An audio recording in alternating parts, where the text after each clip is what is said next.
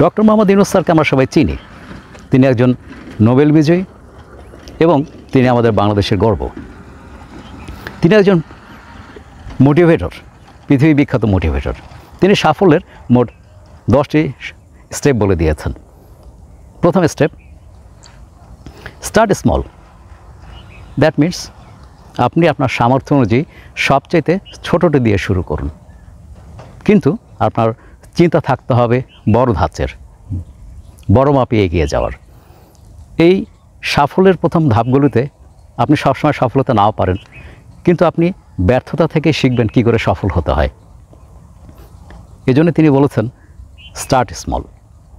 চলুন আমরা তার কাছ থেকে শুনি তিনি কী বলছেন। But always, this is my recommendation personally, always start very small as you can get. Don't get caught up with your imagination to jump into it right away. Your first tiny step will make this all happen. So limit yourself into tiny little thing of change and make that happen. It's easy. It's not difficult if you make it very simple.